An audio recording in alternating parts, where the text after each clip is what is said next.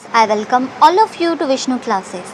जैसे कि हम सीटेट और पीएस टेट के जो हैं क्या क्या क्वेश्चंस बन सकते हैं उनके बारे में डिस्कशन कर रहे हैं एक तरह से। सो आज जो है हम वाटर के बारे में जानेंगे। वाटर जो है हमारा बहुत ही इम्पॉर्टेंट एक तरह से नेचुरल रिसोर्स है जो कि हम सब के लिए बहुत ज़रूरी है, क्योंकि हम पानी के बिना अपनी ज़िंदगी को जो है सोच भी नहीं सकते। ठीक है। जब सूरज जो है वो हीट प्रोड्यूस करता है ना, तो उससे इवेपोरेशन जो होती है वाटर वेपर्स बनते हैं, और धीरे धीरे जो वाटर वेपर्स होते हैं वो क्लाउड्स बन जाते हैं। ठीक है, क्लाउड्स में जाते हैं। फिर उसके बाद जो है बारिश की फॉर्म में जो है स्नो के फॉर्म में जो है एक तरह से ड्रॉपलेट्स जो हैं वो नीचे आती है। मीन्स कि इसी तरीके से जो है वाटर साइकिल बनता है। ये एक तरह से प्रोसेस है जो कि चेंज होता ही रहता है, चाहे वो अगर हम ओशियंस एटमॉस्फेयर के बीच का एक तरह से सर्कुलेशन है जिसे कि हम वाटर साइकिल कहते हैं। आप सभी ने वाटर साइकिल जो है वो सुना होगा। ठीक है, पानी के लिए जो है वाटर साइकिल बहुत ज़्यादा ज़रूरी होता है। तो ये पूछा जा सकता है कि वाटर साइकिल क्या होता है, तो डेफिनेशन दे दी। समझो कि the process by which water continuously changes its form and circulates between oceans and atmosphere and land. तो क्या कहा जाता है, उसे वाटर साइकिल कहा जाता है। ऐसा क्वेश्चन बन सकता है हमारी अर्थ किस तरीके से है। हमारे इसमें आपने एक पढ़ा भी होगा कि अब अर्थ इज़ लाइक अ टेरेनियम। किस तरीके से है ये क्वेश्चन बन सकता है। ठीक है, कि एक तरह से टेरेनियम की तरह है।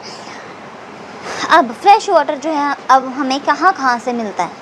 मेजरली अगर हम बात करें, फ्रेश वाटर जो है हमें रिवर से मिलता है, पॉन्ड से मिलता है, ग्लेशियर वगैरह से मिलता है।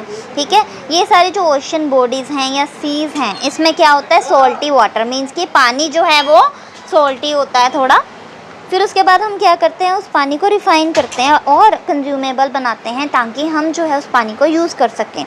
अगर हम देखें तो हमारे पास जो खारा पानी है, स्लाइन वाटर है या सॉल्टी वाटर जिसे हम कहते हैं, वो बहुत ज़्यादा होता है। और अगर फ्रेश वाटर की बात करें ना तो वो बहुत कम होता है। वैसे तो हमारी जो धरती है वो पानी से भरी हुई है।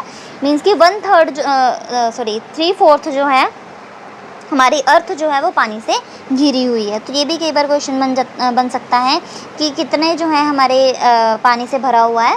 हमारी अर्थ 3/4 जो है वो पानी से भरी हुई है। अगर हम डिस्ट्रीब्यूशन देखें तो आप देखना कि जो सलाइन वाटर है या खारा पानी या जिसे हम सोल्टी वाटर कहते हैं वो सबसे ज़्यादा होता है। ठीक है, 97.3% जो है हमारे पास खारा पानी है। ठीक है, और बाकी का जो बचा 3% से भी कम बचा ना हमारे पास, तो वो जो है हमारे पास यूज़ करने वाला या हम कह सकते हैं कंज्यूमेबल वाटर है। जैसे कि आइस कैप्स 2% हैं, ग्राउंड वाटर सिर्फ 0.68% है, फ्रेश वाटर लेक्स जो हैं वो सिर्फ 0.009% हैं, इनलैंड सीज़ या सोल्ट लेक्स जो हैं 0.009% हैं।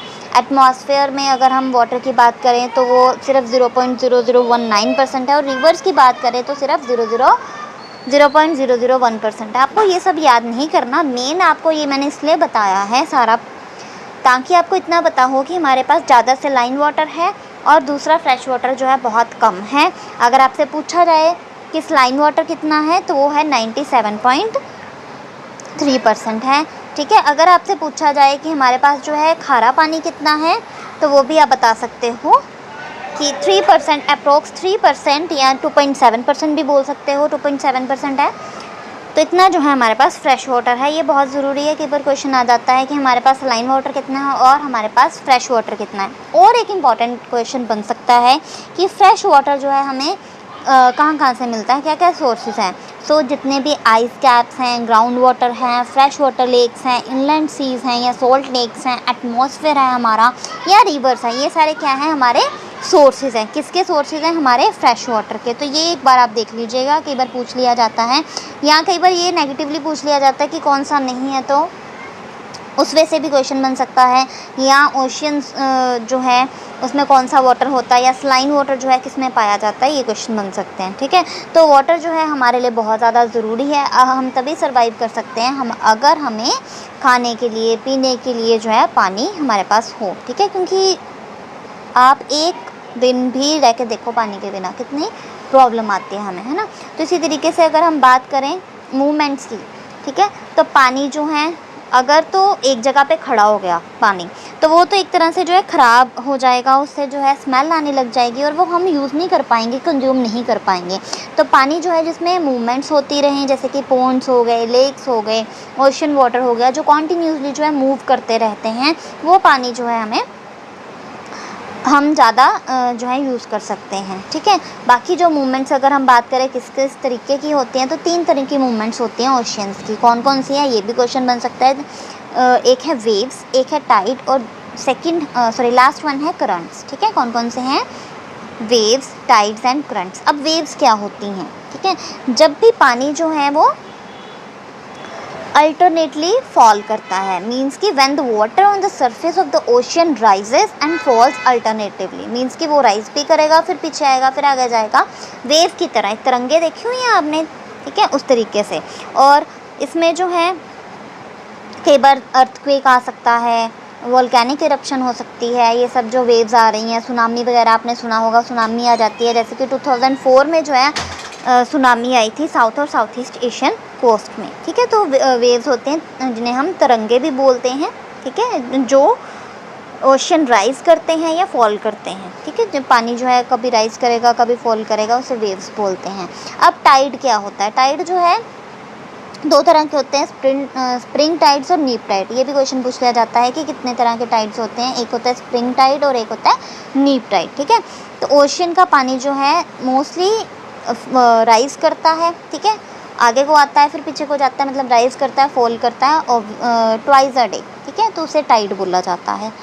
और फिर है ओशन करंट्स। अब ओशन करंट्स क्या होते हैं, ओशन करंट्स जो हैं वो एक तरह से स्ट्रीम्स होते हैं, दैट मीन्स जो कि पानी कॉन्स्टेंटली जो फ्लो करता है ओशियन में, अलग अलग डायरेक्शन में, ज़रूरी नहीं है कि वो एक ही डायरेक्शन में जो है वो पानी फ़्लो करेगा। कभी किसी डायरेक्शन में पानी फ़्लो किया, कभी आगे, कभी पीछे, कभी इधर को, ठीक है, कभी लेफ़्ट डायरेक्शन को, कभी राइट को, कभी आगे पीछे। तो इस तरीके से जब पानी फॉल करता है, उसे क्या फ़्लो करता है, उसे बोलते हैं हम ओशन करंट्स। ठीक है, ओशन करंट्स 2 तरह के होते हैं, वार्म और कोल्ड। ठीक है, और फिर एक सीज़न होता है एक तरह से, लैब्राडोर ओशन करंट जो है वो एक कोल्ड करंट है।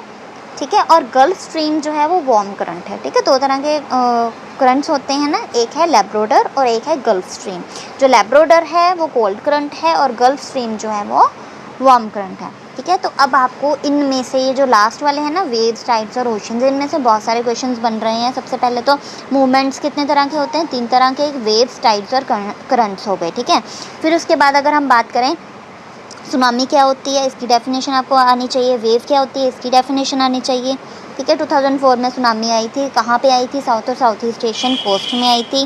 फिर उसके बाद जब पानी जो है एक रिदम में राइज और फॉल होता है ocean water twice a day, ये याद रखना है, ट्वाइस अ डे मीन्स कि एक दिन में 2 बार होता है, तो उसे टाइड बोला जाता है। और टाइड जो है वो कितने तरह के होते हैं, स्प्रिंग टाइड और नीप टाइड। कई बार क्वेश्चन बन जाता है कि कितने तरह के टाइड्स होते हैं, स्प्रिंग टाइड, नीप टाइड, और फिर कोई एक और टाइड का नाम दे देगा। ठीक है, तो इस तरीके से क्वेश्चन बन सकता है। ओशन करंट्स जो हैं वो कितने तरह के होते हैं, 2 तरह के। लैब्राडोर जो है वो कोल्ड करंट है या वार्म करंट है, ये क्वेश्चन बन सकता है। तो इस तरीके से जो है ये आपको तैयार करना है ताकि जो है क्वेश्चन इजीली सॉल्व हो सकें। सो ये था हमारा ज्योग्राफी का water chapter. So hope you like this. Please like, subscribe and share this channel for more and more videos. Thank you.